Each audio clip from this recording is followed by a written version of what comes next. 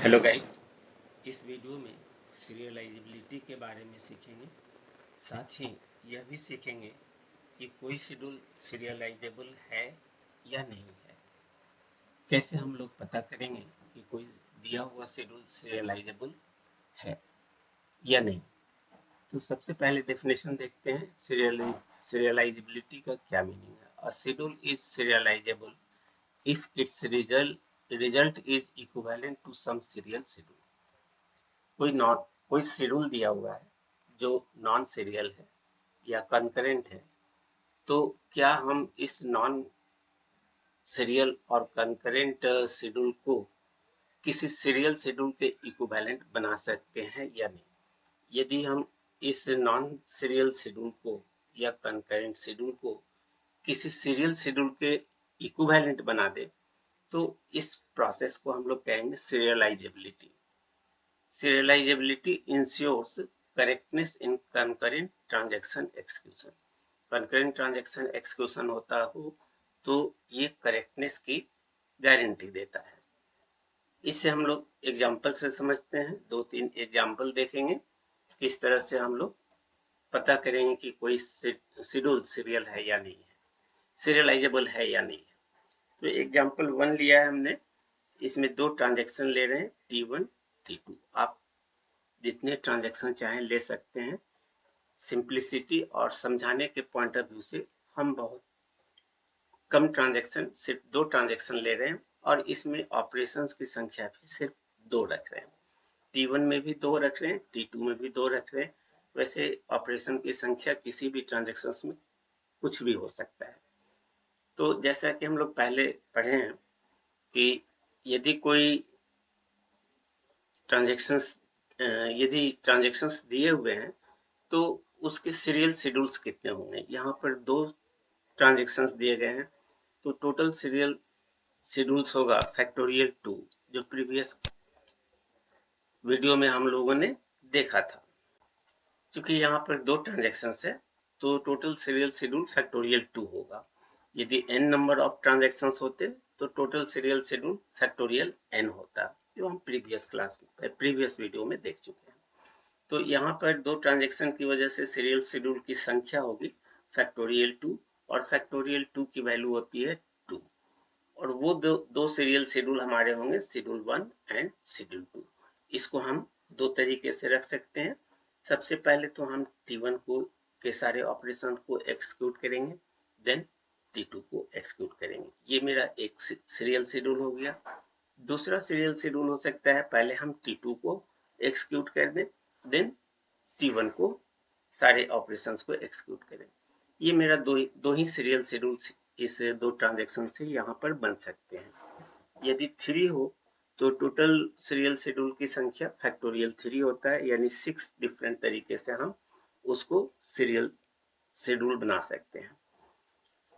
यदि इसी दो ट्रांजैक्शंस का नॉन सीरियल शेड्यूल निकालें तो नॉन सीरियल शेड्यूल का फॉर्मूला हम लोग जानते हैं कि हर ट्रांजैक्शंस में नंबर ऑफ ऑपरेशंस कितने हैं, उनका सम। तो यहाँ दो ट्रांजैक्शन है, दोनों में दो दो ऑपरेशन है, तो इनका सम का फैक्टोरियल, और इसको डिवाइड करते हैं इन दोनों ऑपरेशंस के फैक्टोरियल के प्रोडक्ट से। तो दो ट्रांजैक्शन से इन दोनों ट्रांजैक्शंस के ऑपरेशंस की संख्या हो जाएगी 2 + 2। यदि अलग हो, इसमें m और इसमें n हो, तो m + n उसका फैक्टोरियल, और इसको डिवाइड करेंगे इसके ऑपरेशंस के संख्या का फैक्टोरियल गुने इसके ऑपरेशंस के ऑपरेशंस की संख्या का फैक्टोरियल। तो इसमें दो है फैक्टोरियल 2, इसमें भी दो है फैक्टोरियल 2। यदि इसमें m और इसमें n होता तो factorial m into factorial n। और ये टोटल शेड्यूल्स की संख्या बता रहा है, लेकिन हमें निकालना है नॉन सीरियल शेड्यूल्स का। तो इस टोटल शेड्यूल्स में हमारे सीरियल शेड्यूल भी इंक्लूडेड हैं, और इस दो ट्रांजैक्शंस के सीरियल शेड्यूल की संख्या हमारी 2 है, जो कि फैक्टोरियल 2 से मिला है। उसको हम लोग इसे यहाँ पर घटा लेंगे। तो अब यदि इसको हम सिंप्लीफाई करें तो 2 + 2 2 + 2 4 होगा, 4 का फैक्टोरियल, और फैक्टोरियल 2 का वैल्यू 2, फैक्टोरियल 2 का वैल्यू 2, 2 इंटू 2 ये हमारा 4 होगा। यहाँ हमारा ये टोटल शेड्यूल्स की संख्या ये बताएगा, और इसमें से हम इस सीरियल शेड्यूल की संख्या को घटा देंगे। इसको सिंप्लीफाई करें तो 2 + 2 दैट इज 4 फैक्टोरियल होगा, और इस फैक्टोरियल 2 का वैल्यू 2 × 2 यानी 2 × 2 दैट इज 4 यानी 4 फैक्टोरियल डिवाइडेड बाई 4, और इसमें हम घटा लेंगे ये सीरियल शेड्यूल को।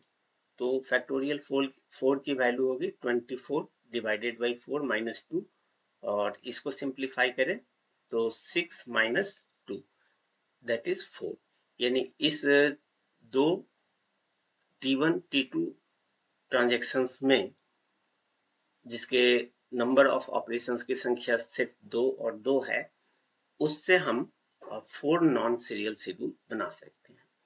और वो 4 नॉन सीरियल शेड्यूल कौन से होंगे वो हम यहाँ पर दिखा रखे हैं।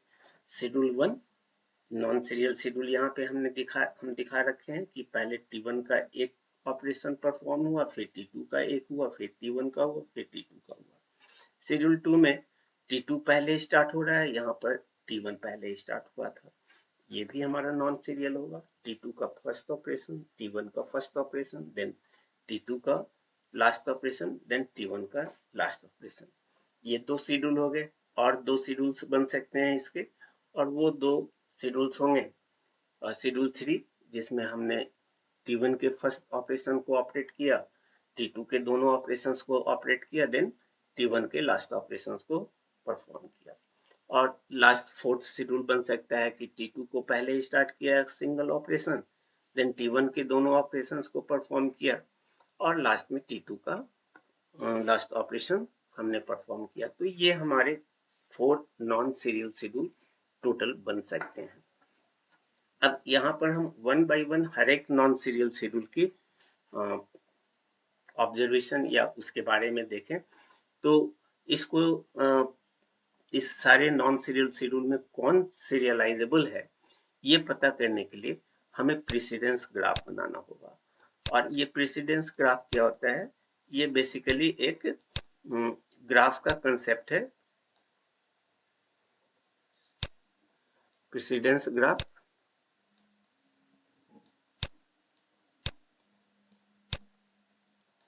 जब हम लोग ग्राफ थ्योरी पढ़ते हैं तो वहाँ हम लोगों को बताया जाता है कि जितने भी वर्टेक्स हैं उसको आप सर्कल से दिखाइए, और 2 वर्टेक्स के बीच जो कनेक्शन होगा उसको आप लाइन या एज से दिखाइए। तो मान लीजिए मेरे पास 3 वर्टेक्स हैं, ए, बी और सी। तो इस ए और बी सी को हम इस तरह से इन सर्किल कर दें और इनके बीच लाइन ड्रॉ कर दें, तो ये मेरा एक ग्राफ होगा। हर ग्राफ में वर्टिसेस और एजेस होते हैं, ये मेरे वर्टिसेस कहलाते हैं और ये मेरा एज कहलाता है। हमारे ग्राफ कई तरह के होते हैं। ये जो ग्राफ है ये अनडायरेक्टेड ग्राफ है, क्योंकि किसी भी एज में कोई डायरेक्शन नहीं दिया गया है। इसी में यदि हम कोई डायरेक्शन दे दें लाइक दिस, तो ये डायरेक्टेड ग्राफ हो जाएगा, और डायरेक्टेड ग्राफ ही हम यहाँ पर यूज करेंगे। तो डायरेक्टेड ग्राफ में डायरेक्शंस होंगे, एज में हम डायरेक्शन दे देते हैं। ये डायरेक्शन यूनिडायरेक्शनल होगा, जैसा कि यहाँ पे दिया हुआ है बाई डायरेक्शन। तो बाई डायरेक्शन के लिए दूसरी डायरेक्शन लाइन भी दे सकते हैं, या इसमें भी हम एरो लगा सकते हैं। तो ये 3 हमारे वर्टिसेज हो गए और 3 एज हो गए। अब ये साइड इस डायरेक्टेड ग्राफ में यदि हम किसी एक नोड से या किसी एक वर्टेक्स से चलना शुरू करें फॉलोइंग द डायरेक्शन, तो ए से हम इस डायरेक्शन को फॉलो करें बी पे जाएंगे, बी से हम इस डायरेक्शन को फॉलो करें सी पे जाएंगे, और सी से फिर हम ए पे आ जाएंगे। यहाँ पर इस ग्राफ में किसी भी वर्टेक्स से यदि हम स्टार्ट करें तो इस डायरेक्शन को फॉलो करते हुए अब फिर से उसी पर लौट आएंगे। तो ऐसे ग्राफ को हम साइक्लिक ग्राफ कहते हैं। ऐसे ग्राफ को हम साइक्लिक ग्राफ कहेंगे। अब इसी ग्राफ में यदि किसी का डायरेक्शन हम इस तरीके से करते हैं, मान लीजिए कि ये हमारा डायरेक्शन वही है और इसमें डायरेक्शन हम इस तरह से उल्टा कर दें और इसका डायरेक्शन वही रखते हैं, तो अब आप किसी भी वर्टेक्स से चलें तो फिर उस वर्टेक्स पे नहीं पहुंच सकते हैं। ग्रीन डायरेक्शन को फॉलो कीजिए। यदि मान लीजिए हम सी से चलना शुरू करें, इस ग्रीन डायरेक्शन को फॉलो करें, तो सी से ए पे जा सकते हैं, ए से हम बी पे जा सकते हैं, लेकिन बी से फिर सी पे नहीं आ सकते। यानी इस तरह का जो ग्रीन वाला साइकिल बना, इसको हम एसाइक्लिक ग्राफ कहेंगे। यदि हम अपने वर्टेक्स से चल करके उसी वर्टेक्स पर नहीं आते हैं डायरेक्शन को फॉलो करते हुए, तो ऐसे डायरेक्टेड ग्राफ को एसाइक्लिक ग्राफ कहेंगे। तो यहाँ पर जब हम ग्राफ बनाएंगे तो साइक्लिक भी मिल सकता है और एसाइक्लिक भी मिल सकता है। यदि साइक्लिक हो गया तो वैसे केस में वो नॉन सीरियलाइजेबल होगा, और एसाइक्लिक मिलता है तो वो मेरा सीरियलाइजेबल होगा। जैसा कि प्रीवियस वीडियो में आपको बताया था कि शेड्यूल को हम ब्रॉडली दो पार्ट में बांटते हैं, serial schedule, non serial schedule. Non serial schedule में दो क्लासिफिकेशन किया था, सीरियलाइजेबल और नॉन सीरियलाइजेबल। तो यदि साइक्लिक है तो नॉन सीरियलाइजेबल होगा, और यदि एसाइक्लिक है तो वो सीरियलाइजेबल होगा। यानी इस एसाइक्लिक ग्राफ वाले को हम किसी सीरियल शेड्यूल, जो ऊपर में हमने देखा था दो, उसमें से किसी एक फॉर्म में इसको हम कन्वर्ट कर सकते हैं या उसके इक्विवेलेंट हो सकता है। तो इसी चीज को हम यहाँ पर यूज करेंगे, लेकिन यहाँ पर वर्टेक्स की जगह पे हम ट्रांजैक्शन लेंगे। यानी यदि दो ट्रांजैक्शन है तो दो वर्टेक्स होगा, तीन ट्रांजैक्शन है 3 वर्टिसेस होंगे, और दो ट्रांजैक्शन के बीच जो हमारा लाइन होगा वो हमारा एज कहलाएगा। तो अब एज को कैसे ड्रॉ करें, इसके लिए हम लोग यहाँ पर देखते हैं। इसका रूल है कि एक ट्रांजैक्शन का रीड और दूसरे ट्रांजैक्शन में भी रीड हो सकता है। पहले ट्रांजैक्शन में रीड और दूसरे में हमारा राइट भी हो सकता है। पहले ट्रांजैक्शन का राइट दूसरे ट्रांजैक्शन का रीड हो सकता है। पहले डायरेक्शन का राइट दूसरे डायरेक्शन का राइट हो सकता है। ये चार पॉसिबिलिटीज हो सकते हैं किसी दो ट्रांजैक्शन के बीच में।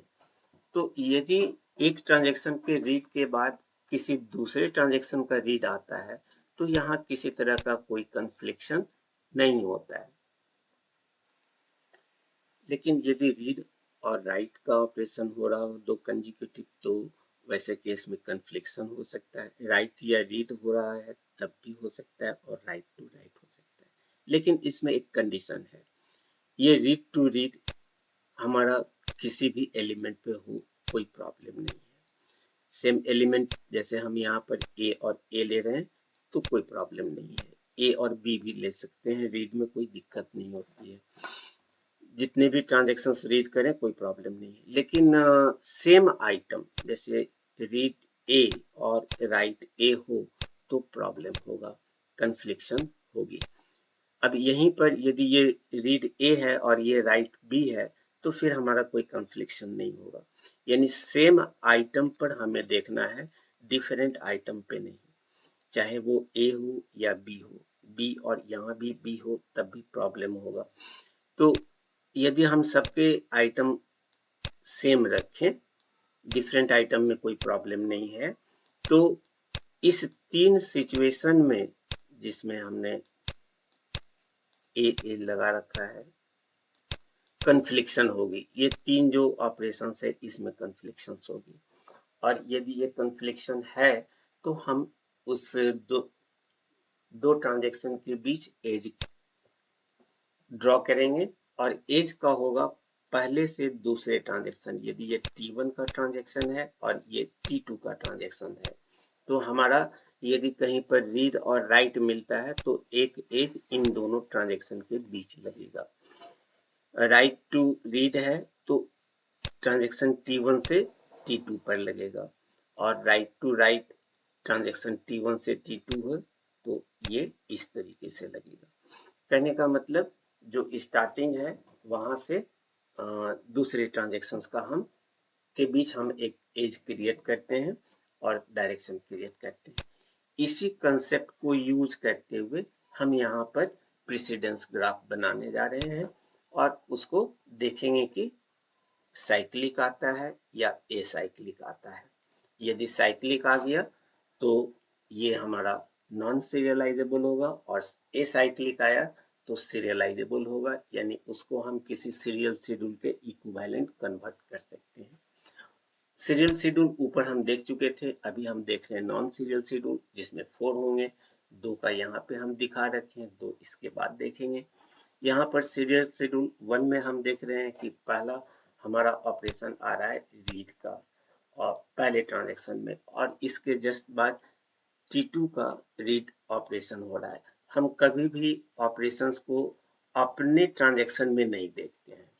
तो यहाँ पर आइटम ए है, ये भी आइटम ए है, तो रीड ए, और अभी हमने दिखाया था कि रीड ए हो तो कोई एज नहीं होता है, तो हम यहाँ पर किसी तरह का एज नहीं डालेंगे। अब इसमें जो फॉलो करना होता है वो टॉप टू बॉटम फॉलो करना होता है। हर ट्रांजेक्शन किसी न किसी सीक्वेंस टाइम सीक्वेंस में चल रहा है। तो हमने पहले ट्रांजेक्शन्स का देख लिया, तो अब दूसरे ट्रांजेक्शन का देखेंगे। दूसरे ट्रांजेक्शन्स का ये रीड है और यहाँ पे राइट है। ऑलवेज हम डाउन में देखते हैं और अपने में नहीं देखते। T2 का रीड का इस राइट से कोई प्रॉब्लम नहीं है। अपने ट्रांजेक्शन में रीड राइट जितनी बार करना चाहें वो करें, कोई प्रॉब्लम नहीं होगा। रीड और राइट सेम आइटम पर दूसरे ट्रांजेक्शन में यदि हो रहा हो तब प्रॉब्लम हो सकता है। तो यहाँ पर ये आइटम हमारा ए और ए है, सेम आइटम है, और इसमें T2 में रीड हुआ और उसके बाद राइट हुआ, तो रीड और राइट हो तो एज लगेगा, और ये एज होगा T2 से T1, तो हम T2 से T1 ये एज लगा दिया। अब इसका भी काम हमारा हो गया। अब नेक्स्ट ऑपरेशन देखते हैं W। तो W का इस रो में तो हमें इस कॉलम में तो हमें देखना ही नहीं है, हम दूसरे कॉलम यानी T2 के लिए देखेंगे। तो राइट टू राइट और सेम आइटम है, तो राइट टू राइट के बीच भी एज लगेगा, इसलिए राइट टू राइट में T1 से T2 हमारा डायरेक्शन जाएगा। तो ये हमारा T1 से T2 ये डायरेक्शन हमने लगा दिया।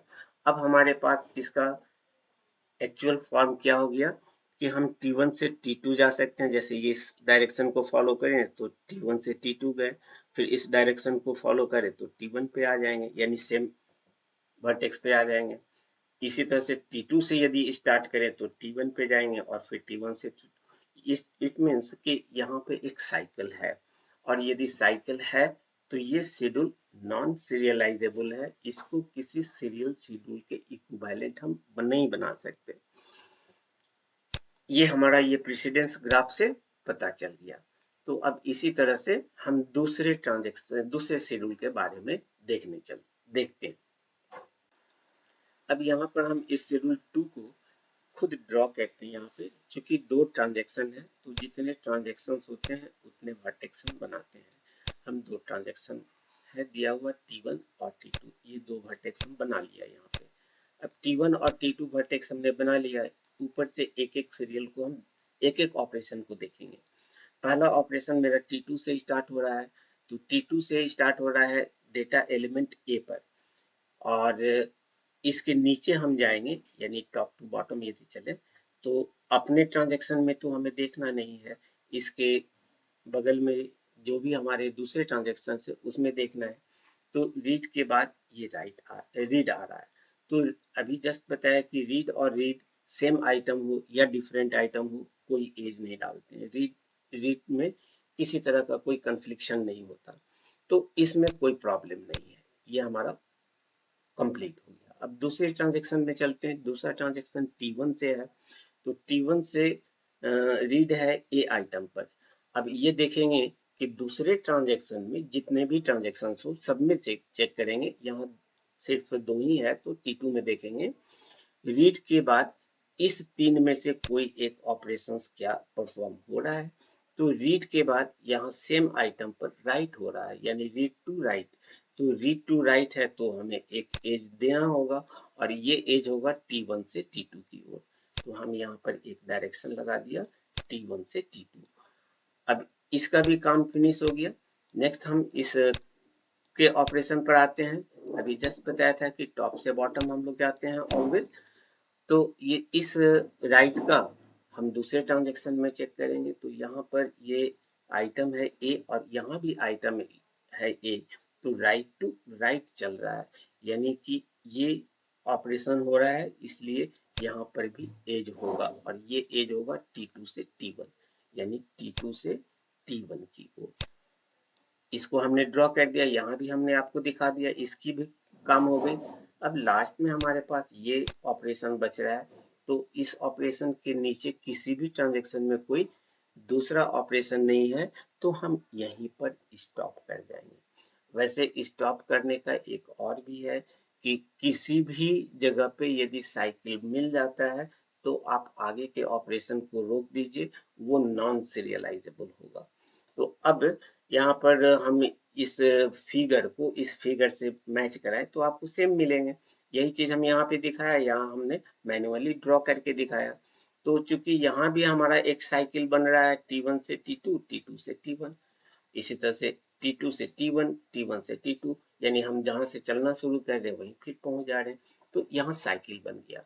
इसको आप ऐसे भी दिखा सकते हैं चाहे तो, T1 और T2 है, तो चूंकि ये मेरा पहला है तो हम ऐसे दिखा सकते हैं कि ये हमारा एक एज हो गया इसके लिए, और इसको हम बनाए तो ये ऐसे, तो आपको साइकिल समझ में आ जाएगा।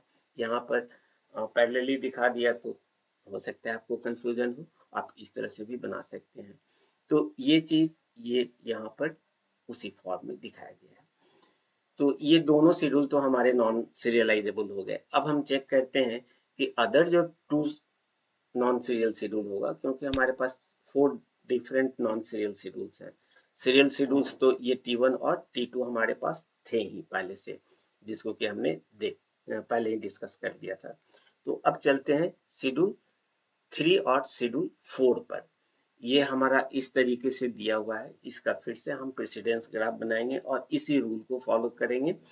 रीड से रीड नो प्रॉब्लम, और टॉप टू बॉटम चलेंगे। अब बार बार उसको हम दिखा नहीं रहे, read to read no problem, इस ऑपरेशन का काम फिनिश। अब रीड से यहाँ से चलेंगे, रीड टू दूसरे ट्रांजेक्शन में देखना है, रीड टू राइट।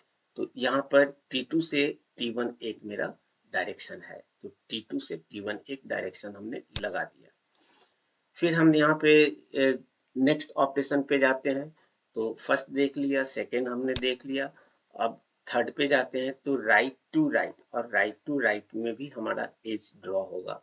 तो write to right T2 to T1, तो T2 टू T1 चूंकि हम पहले से ही एक एज लगा रखे हैं, तो फिर से हम एज नहीं देते हैं, सिंगल एज ही हमारा सफिशियंट होता है, चाहे वो 2 या 2 से अधिक बार क्यों ना आए। तो T2 से T1 यदि जितनी बार भी आएगा एक ही एज लिखेंगे, डबल एज नहीं लिखेंगे।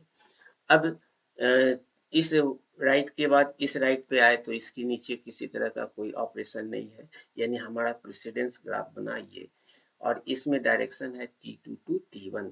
तो T2 टू T1 है, किसी तरह की कोई साइकिल नहीं है, यानी ये एसाइक्लिक ग्राफ हो गया, तो ये मेरा सीरियलाइजेबल होगा। अब सीरियलाइजेबल है तो भाई हम कौन सा शेड्यूल को रखें, जो सीरियल शेड्यूल था मेरे पास। तो मेरे पास 2 सीरियल शेड्यूल था, T1 टू T2 और T2 टू T1। अब इसमें से कौन सा सीरियल शेड्यूल के इक्विवेलेंट है ये हम चेक करने के लिए कुछ रूल्स लगाते हैं कि वैसा वर्टेक्स जिस पर कोई इनकमिंग एज नहीं हो। इनकमिंग एज कहने का मतलब है ये मेरा वर्टेक्स है, तो इस पर कोई भी डायरेक्शन आकर के मिलता है, चाहे जिस डायरेक्शन से भी आए, तो ये सारे इनकमिंग एज होंगे।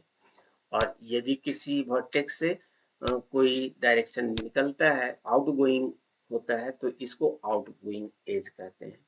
तो हमें यहाँ देखना है, यहाँ T2 पर इनकमिंग आउटगोइंग है, इनकमिंग नहीं है, और T1 पर इनकमिंग है लेकिन आउटगोइंग नहीं है।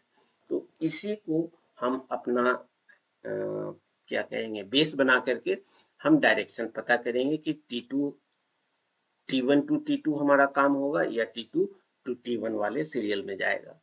तो there is no incoming edge on T2 पर कोई इनकमिंग एज नहीं है। So the T2 transaction will be the first transaction of the schedule. जिस पर कोई इनकमिंग एज नहीं हो वो मेरा पहला ट्रांजेक्शन होता है शेड्यूल का। तो इस पर इनकमिंग नहीं है इसलिए ये T2 पहले आ गया। T1 पर there is no outgoing edge, इस पर इससे कोई एज बाहर नहीं जा रहा है। तो यहाँ पर किसी तरह का आउट गोइंग एज नहीं है, there is no outgoing edge on T1, so the T1 transaction will be the last transaction. तो T1 को हम लास्ट में रखेंगे। अब यदि कोई और ट्रांजेक्शन होता तो वो इसके मिडिल में आता, लेकिन यहाँ से चूंकि दो ही ट्रांजेक्शन है तो T2 और T1 ये हमारा डिसाइड हो गया कि T2 मेरा स्टार्ट ट्रांजेक्शन होगा और T1 मेरा एंडिंग ट्रांजेक्शन होगा। तो T2 टू T1 ये मेरा डायरेक्शन होगा और इसी सीरियल को हम यूज करेंगे। तो T2 टू T1 क्या है ये हम ऊपर देख चुके हैं। T2 to T1, T2 to T1 यानी इस वाले सीरियल शेड्यूल के इक्विवेलेंट है वो। हमारा नॉन सीरियल का शेड्यूल 3 सीरियल के शेड्यूल 2 के इक्विवेलेंट है। यानी जो काम इसमें हो रहा है वही काम हमारा इस सीरियल शेड्यूल 3 में हो रहा है, इसलिए ये सीरियलाइजेबल है और इक्विवेलेंट हो गया हमारा सीरियल शेड्यूल के शेड्यूल 2 के equivalent. So a serializable schedule is T2 to T1। एक और नॉन सीरियल शेड्यूल हो सकता है जिसको शेड्यूल 4 में दिखाए हैं। T2 का फर्स्ट ऑपरेशन, देन T1 के दोनों ऑपरेशन, देन T2 का लास्ट ऑपरेशन। अब इसका यदि हम प्रेसिडेंस ग्राफ बनाए तो देखेंगे कि क्या मिलता है हमें। सबसे पहले तो हम इसके में दो ट्रांजेक्शन है तो T1 और T2 रख लिया, T1 और T2 रख लिया। अब इस T1 और T2 में हम एज देखेंगे कि कौन कौन से एज आएंगे और एज को फॉलो करने के लिए इस रूल को फॉलो करेंगे। आगे के एग्जाम्पल में ये सब हम लिखेंगे नहीं, आपको ये सब याद रखना होगा कि जब भी हम सीरियलाइजेबिलिटी के लिए प्रेसिडेंस ग्राफ बनाते हैं तो टॉप से बॉटम चलते हैं, यानी जो ऑपरेशन पहले आया है उससे हम नीचे वाले ऑपरेशन को देखते हैं। प्लस हम सेम आइटम के लिए काम करते हैं, डिफरेंट आइटम के लिए नहीं। डिफरेंट आइटम में फिर कोई एज नहीं आएगा। तो आइटम आपका सेम होना चाहिए, टॉप टू बॉटम होना चाहिए। जो ऑपरेशन पहले आया है वहां से स्टार्ट करेंगे और जितने अदर ट्रांजेक्शन होंगे उनमें चेक करना है, अपने ट्रांजेक्शन में नहीं।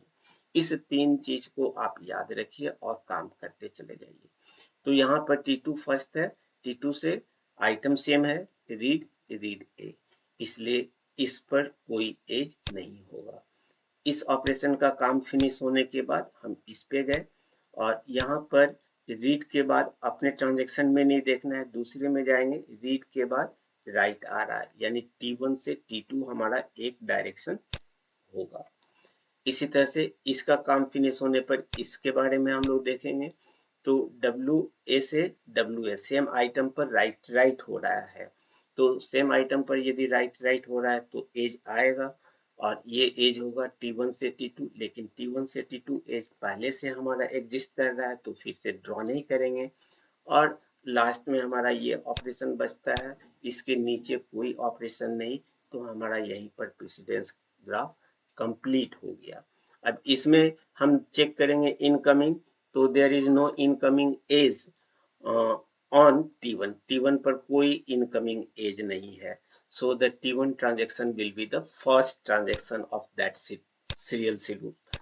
T1 हो गया और फिर इस पे आउटगोइंग चेक करेंगे, there is no outgoing edge on T2 से कोई एज नहीं जा रहा है, तो ये आउटगोइंग एज नहीं है इसलिए T2 हमारा एंड में जाएगा। तो ये हमारा एक शेड्यूल बनेगा T1 से T2। कहने का मतलब नॉन सीरियल का शेड्यूल 3 हमारे शेड्यूल सीरियल के शेड्यूल 2 के इक्विवेलेंट है और शेड्यूल 4 का नॉन सीरियल शेड्यूल का 4 हमारे सीरियल शेड्यूल के फर्स्ट शेड्यूल के इक्विवेलेंट है। यहाँ पे T1 से T2 हमारा ग्राफ लग जाएगा। तो ये इस तरीके से हम यहाँ पे देख रहे हैं कि ये सीरियलाइजेबल है, क्योंकि कोई साइकिल नहीं बना और सीरियलाइजेबल है तो वो कौन सा ट्रांजेक्शन किस ऑर्डर में होगा उसको हमने पता कर लिया इस इनकमिंग और आउटगोइंग एज के हेल्प से। यदि और ट्रांजेक्शन्स होते तो T1 और T2 के बीच में आते। अब एक और एग्जाम्पल हम लोग लेंगे और वहां पर देखेंगे कि किस तरीके से हम सीरियलाइजेबिलिटी चेक करते हैं। एग्जाम्पल 2 में हम यहाँ पर 3 ट्रांजेक्शन्स ले रहे हैं और हर एक ट्रांजेक्शन्स में 2 ही ऑपरेशन ले रहे हैं ताकि हमारा जो नॉन सीरियल शेड्यूल की संख्या है वो कम हो। और इसमें हम 2 डिफरेंट आइटम पर काम कर रहे हैं। ट्रांजेक्शन 1 में सेम आइटम ए पे काम हो रहा है, ट्रांजेक्शन 2 में बी पे काम हो रहा है, ट्रांजेक्शन 3 में बी और ए दोनों पे काम हो रहा है। तो यहाँ पर जो ऊपर में हम लोग सेम आइटम पे किए थे, यहाँ सेम और डिफरेंट आइटम भी दिए हुए हैं। तो चूंकि यहाँ पे 3 ट्रांजेक्शन है तो सीरियल शेड्यूल की संख्या होगी फैक्टोरियल 3, 6 के इक्वलेंट होगा और वो सीरियल शेड्यूल होगा पहले T1 T2 उसके बाद T3 को हम एक्सिक्यूट करेंगे, या T1 पहले देन T3 उसके बाद और लास्ट में T2। तीसरा शेड्यूल हो सकता है T2 को हम पहले एक्सिक्यूट करें देन T1 और इसके बाद लास्ट में T3, या ऐसा भी कर सकते हैं T2 पहले एक्सिक्यूट करें देन T3 को एक्सिक्यूट करें और लास्ट में T1 को एक्सिक्यूट करें। वही सीरियल शेड्यूल यहाँ पर लिखा हुआ है। शेड्यूल 5 में हम T3 को पहले एक्सिक्यूट करें देन T1 को एक्सिक्यूट करें और इसके बाद T2 को एक्सिक्यूट करें, या T3 के बाद T2 और T2 के बाद हम T1। तो ये 6 सीरियल शेड्यूल हमारे बन सकते हैं इस 3 ट्रांजेक्शन से।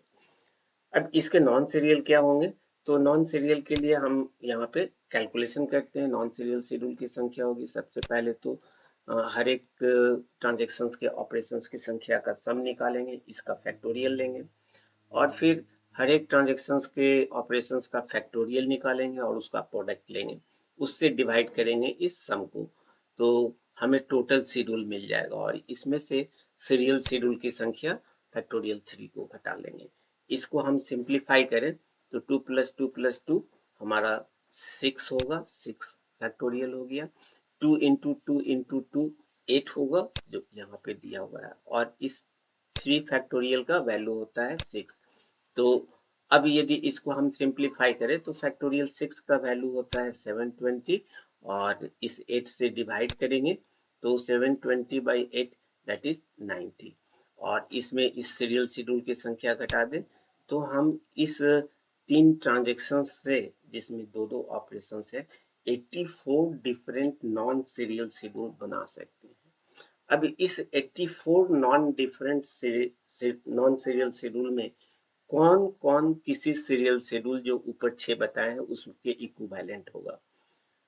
फर्स्ट एग्जांपल में हमने 2 ऑपरेशन 2 ट्रांजेक्शन लिया था तो सिर्फ 4 ही नॉन सीरियल बने थे और 2 सीरियल बने थे, आसानी से हम पता कर लिए। लेकिन यहाँ पर 84 नॉन सीरियल है तो हम सारे 84 को नहीं दिखा सकते, उसमें से हम एक नॉन सीरियल शेड्यूल ये ले लिए इस तरीके से जो कंकरेंट है और इस पर चेक करते हैं कि क्या ये सीरियलाइजेबल है या नहीं। तो इसको देखने के लिए तो इसके चूंकि 84 डिफरेंट नॉन सीरियल शेड्यूल है उसमें से हम एक serial schedule non serial schedule लिए हैं और इसको चेक करेंगे कि ये सीरियलाइजेबल है या नहीं है। यदि साइकिल बनेगा तो नॉन सीरियलाइजेबल और साइकिल नहीं बना एसाइक्लिक हो गया तो सीरियलाइजेबल होगा, फिर उसका हम डायरेक्शन पता करेंगे। तो यहाँ पे हम सबसे पहले T2 का फर्स्ट ऑपरेशन एक्सिक्यूट किए, सेकेंड यूनिट टाइम में T1 का first operation, then third operation में T3 का और फिर T2 का हमने लिया और T2 के बाद अगेन T1 का हम लास्ट ऑपरेशन और देन नेक्स्ट टाइम में हम T3 का लास्ट ऑपरेशन ले रहे हैं। इसमें एज लगाने का तरीका वही होगा जो ऊपर हमने बताया, सेम आइटम पर रीड है, कोई प्रॉब्लम नहीं, कोई एज नहीं। और डिफरेंट आइटम पर भी यदि रीड है तो एज नहीं बनेगा, लेकिन सेम आइटम पर रीड और राइट का आता है, एज होगा। राइट टू रीड होगा तब भी एज होगा, राइट टू राइट होगा तब भी एज होगा। चेक करते हैं वन बाय वन, और इसको हम चाहते हैं कि इसके यहाँ पे हम ड्रॉ कर दें। ये हमारा T1 है, देन T2 लिया, 3 ट्रांजेक्शन है तो 3 वर्टिसेस बनेंगे, T2 हो गए, और फिर हमने T3 लिया। सबसे पहले आप जितने ट्रांजेक्शन है उतने वर्टिसेस ड्रॉ कर लीजिए। कर लिया हमने। अब T2 से हम स्टार्ट कर रहे हैं, तो T2 से हम यदि स्टार्ट करें तो इस T2 कॉलम में तो हमें कुछ नहीं चेक करना है, हमको चेक करना होगा T1 में और T3 में बॉटम में। तो रीड के नीचे T1 का अगेन रीड है, लेकिन ये B आइटम पे है और ये A आइटम पे है, कोई प्रॉब्लम नहीं। यहाँ पर रीड का B आइटम है और इसके नीचे T3 में हमारा अगेन रीड भी है। तो चूंकि सेम आइटम पर रीड और रीड है, तब भी हमें कोई प्रॉब्लम नहीं होगा, और कोई ट्रांजेक्शन नहीं है, इसलिए हमारे इस ऑपरेशन का काम फिनिश हो गया। इससे हमें किसी तरह का कोई एज नहीं मिला। अब इस ऑपरेशन पे आते हैं, टॉप से बॉटम हमें जाना है, तो रीड कभी भी हम लोग एज को बॉटम टू टॉप नहीं खींचते, टॉप टू बॉटम ही खींचते हैं। तो इस रीड का अपने में छोड़कर T2 और T3 में चेक करेंगे। तो रीड के बाद हमारा, और इसके नीचे ही चेक करेंगे, ऊपर नहीं। तो रीड A आइटम है और यहाँ पे राइट B आइटम है, दो डिफरेंट आइटम है। इससे हमें कोई प्रॉब्लम नहीं होगा, किसी तरह का कोई एज नहीं ड्रॉ होगा। अगेन इस रीड का हम T3 में देखेंगे, तो रीड A है और रीड B है, डिफरेंट आइटम है, लेकिन रीड ऑपरेशन है। डिफरेंट आइटम में रीड ऑपरेशन पर भी कोई प्रॉब्लम नहीं होगा। तो इसका भी काम हो गया। अब इसके बाद थर्ड ऑपरेशन से हम स्टार्ट करते हैं। यहाँ पर आइटम B है, रीड है, और यहाँ पर राइट है। तो अब यहाँ पे प्रॉब्लम होगा, क्योंकि सेम आइटम पर रीड और राइट हो सेम आइटम पर, तो एज लगेगा। और इस बार एज कहाँ से किस वर्टेक्स से होगा, तो T3 से T2 पर होगा, यानी T3 से T2 पर एक एज हमारा आएगा। अब इसको हम चेक करेंगे इस ट्रांजेक्शन में। तो चूंकि ये B आइटम है और ये A आइटम है, तो इससे हमको कोई प्रॉब्लम नहीं है, इसलिए T3 से T1 कोई एज नहीं होगा। इसका भी काम फिनिश। अब हम इस थर्ड वाले, अब फोर्थ वाले ऑपरेशन को देखते हैं। तो ये राइट B आइटम पे है, इसमें तो हमें अब देखना नहीं है, तो T1 और T3 पर देखेंगे। यहाँ राइट B है और यहाँ राइट A है, तो किसी तरह का एज नहीं होगा, क्योंकि दोनों डिफरेंट आइटम है। अगेन यहाँ से हम इस पर देखें, तो यहाँ पर B है और ये A है, इसलिए यहाँ भी किसी तरह का कोई कंफ्लिक्शन नहीं है, कोई प्रॉब्लम नहीं होगा, तो कोई एज नहीं आएगा। यानी इस ऑपरेशन से हमें कुछ भी प्रॉब्लम नहीं है। इसको हम चेक करते हैं, तो यहाँ पर हमारा ये राइट है और आइटम डेटा आइटम A है, तो write to write same data item पे हो रहा है, तो एज ड्रॉ होगा। और इस बार एज ड्रॉ होगा T1 से T3 पर, जिसको कि हमने रेड डायरेक्शन से दिखाया है। तो T1 से T3 ऐसा हम ड्रॉ कर दें। अब लास्ट में हमारे पास बच गया राइट A, इसके नीचे किसी भी अदर ट्रांजेक्शन का कोई ऑपरेशन नहीं, तो हम यहीं पर रुक जाएंगे। और यहाँ हमारा एसाइक्लिक ग्राफ बना, किसी तरह का कोई साइकिल नहीं बन रहा है, तो एसाइक्लिक है, इसलिए ये मेरा एसाइक्लिक ग्राफ बन रहा है, इसलिए ये हमारा सीरियलाइजेबल होगा। अब सीरियलाइजेबल है तो हमें पता करना होगा कि भाई इसमें फर्स्ट ट्रांजेक्शन कौन एक्सिक्यूट होगा, नेक्स्ट ट्रांजेक्शन कौन एक्सिक्यूट होगा, और लास्ट में कौन सा एक्सिक्यूट होगा।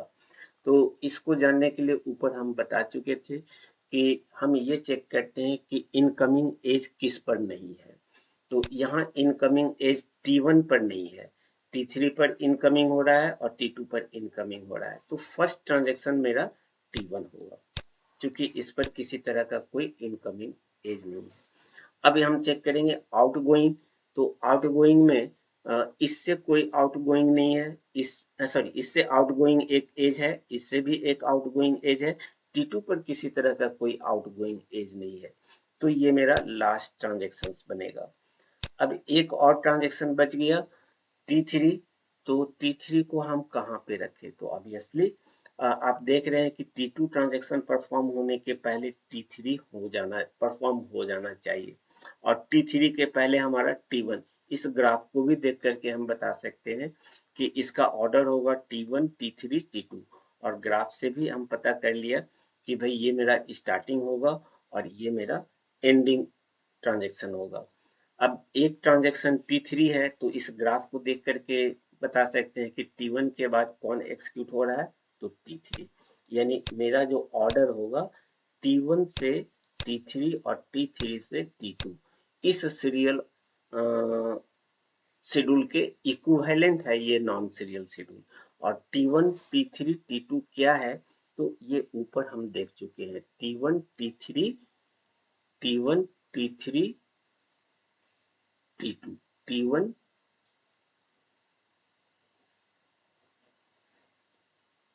T1, T1, T3, T2, ये हमारा ऑपरेशन है, ऊपर में लिखा हुआ है। यानी हम जो अभी नॉन सीरियल शेड्यूल देखे, वो नॉन सीरियल शेड्यूल इस सीरियल शेड्यूल के इक्विवेलेंट है, और ग्राफ से भी हमें पता चल गया कि ये सीरियलाइजेबल है, और इसका ऑर्डर पता चल गया, तो हमारा ऑर्डर हो जाएगा T1, T1 के बाद T3 और T3 के बाद T2। यही चीज हम यहाँ पे भी दिखा रखे हैं, आप इसको इग्नोर कर सकते हैं, अपने से आप ड्रॉ कीजिए, ज़्यादा बेटर होगा। यदि आप एग्जाम में चाहते हैं कि हम परफेक्टली बनाएं, तो इस तरह से ट्रांजेक्शन लेकर के आप खुद बनाइए और चेक कीजिए। तो ये हमारा वही ग्राफ है, और इसका ऑर्डर होगा T1, T3, T2। एक और एग्जाम्पल हम लोग देखेंगे और इसको वहीं पे फिनिश करेंगे। अब हम एक और ट्रांजेक्शन लेते हैं, इसमें ऑपरेशंस की संख्या डिफरेंट रखते हैं। T1 हमारा 2 ऑपरेशन का है, T2 हमारा 4 ऑपरेशन का है, T3 हमारा 2 ऑपरेशन का है। 3 ट्रांजेक्शन्स हैं, तो टोटल सीरियल शेड्यूल हमारा फैक्टोरियल 3 6 होगा। हम सारे वो शेड्यूल दिखा ले रहे हैं, किस ऑर्डर में होगा वो हम सेट लगा दिए यहाँ पर। T1, T2, T3, T1, T3, T2, T2, T1, T3, T2, T3, T1, T3, T1, T2 और T3, T2, T1। तो सीरियल शेड्यूल आप इजीली बना सकते हैं जैसा ऊपर बताया है। अब इसके नॉन सीरियल शेड्यूल्स निकालते हैं, तो नॉन सीरियल शेड्यूल्स बहुत सारे होंगे, हम उस नॉन सीरियल शेड्यूल में एक शेड्यूल लेकर के यहाँ पे काम कर रहे हैं। Total number of non serial schedule कैसे निकालते हैं ऊपर के एग्जाम्पल में बता चुके हैं, और इसके प्रीवियस वीडियो में भी बता चुके थे। हम केवल यहाँ पर ये दिखाना चाह रहे हैं कि कोई नॉन सीरियल शेड्यूल दिया हुआ रहे तो कैसे हम उसका सारा किस सीरियल शेड्यूल के इक्विवेलेंट होगा कैसे हम पता करते हैं। तो शेड्यूल लिया हमने, यहाँ पे T1 के 2, T2 के 4 और T3 के 2 हैं, तो 2 + 2 4 और 4 + 4 8 डिफरेंट ऑपरेशंस होंगे जो 8 यूनिट टाइम में होंगे। हम टॉप टू बॉटम काम करेंगे, और रीड से स्टार्ट करते हैं। रीड ए है और यहाँ पर रीड बी है, डिफरेंट आइटम है इसलिए कोई एज नहीं बनेगा। Read A then read B, यहाँ भी किसी तरह का कुछ नहीं, वैसे भी रीड और रीड में किसी तरह का कोई प्रॉब्लम नहीं होता, तो इस ऑपरेशन का काम कंप्लीट हो गया। इस पर चलते हैं हम लोग, तो इस पर यदि हम देखें तो ये रीड है, और इसमें हम नहीं देख करके हम T1 और T3 में देखेंगे, तो इस रीड का इसके साथ राइट है, यानी एक ऑपरेशन आ रहा है, लेकिन यहाँ पर बी आइटम है और ये आइटम है, तो कोई प्रॉब्लम नहीं। अगेन इस रीड का इसके साथ चेक करेंगे, तो यहाँ रीड है और ये रीड है, रीड सेम आइटम पर हो या डिफरेंट आइटम पे हो, किसी तरह का कोई प्रॉब्लम नहीं। चलिए इसका भी काम फिनिश। अब तीसरे ऑपरेशन पे आते हैं, ये रीड है, तो इस रीड का हम T1 और T2 में चेक करेंगे, तो रीड के जस्ट नीचे W है और ये आइटम B है, तो read on item B and write on item B, तो सेम आइटम पर रीड और राइट है, तो एक एज होगा, और वो एज होगा T3 से T2, T3 से T2, यानी ये वाले ऑपरेशन, ये वाली एज होगी। अब इसका T1 के साथ देखें तो ये B है और ये A है, तो रीड और राइट में किसी तरह का कोई प्रॉब्लम नहीं होगा, यानी इसका भी काम हो गया। अब इस राइट को हम चेक करते हैं।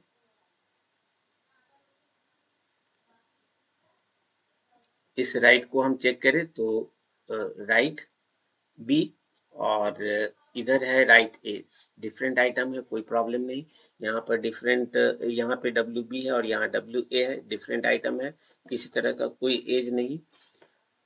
इस रीड का इससे कोई प्रॉब्लम नहीं था, लेकिन इस रीड का इसके साथ प्रॉब्लम था, तो T1 से T3 एक हमारा एज आएगा, और इस T1 से T3 के साथ इस रीड का इसके साथ भी प्रॉब्लम होगा, इस राइट के साथ।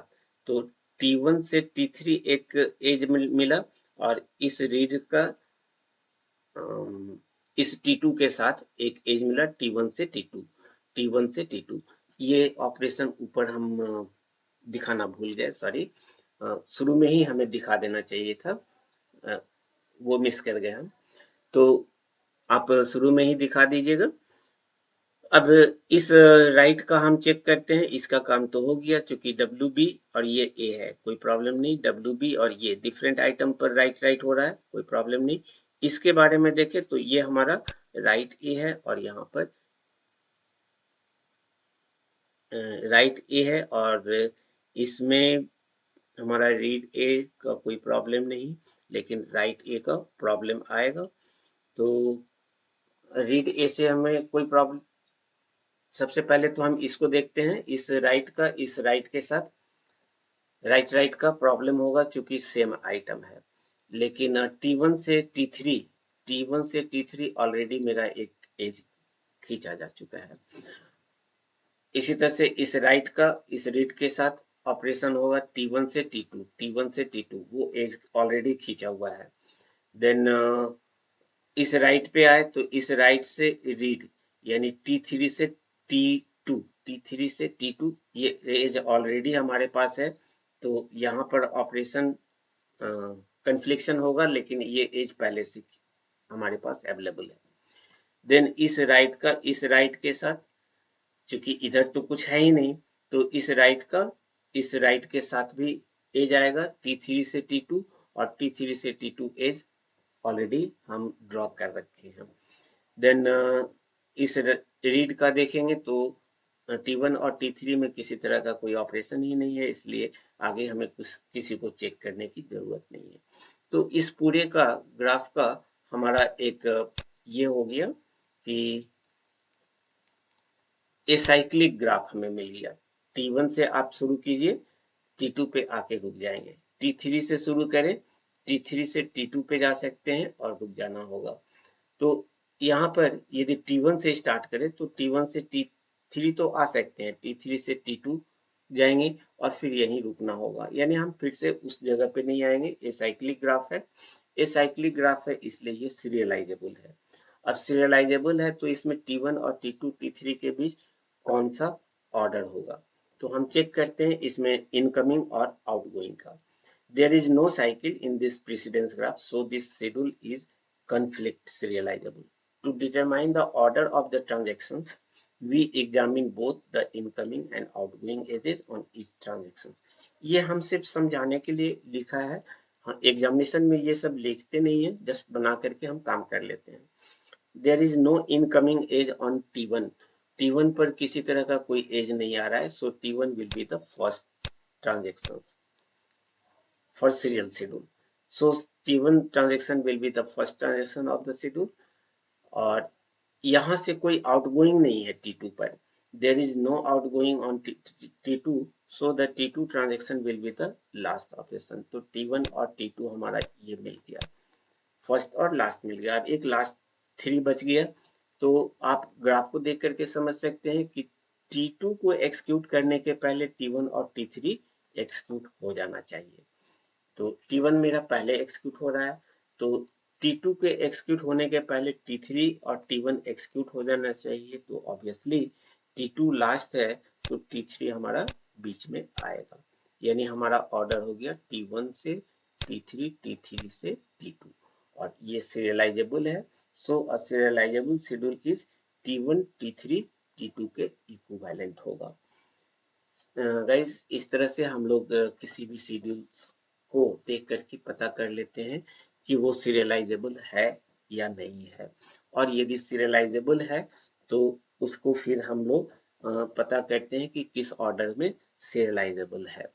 इसी चीज को हम लोग दो डिफरेंट मेथड से देखेंगे, एक है कॉन्फ्लिक्ट सीरियलाइजेबल, दूसरा है व्यू सीरियलाइजेबल, यदि सीरियलाइजेबल हुआ तो।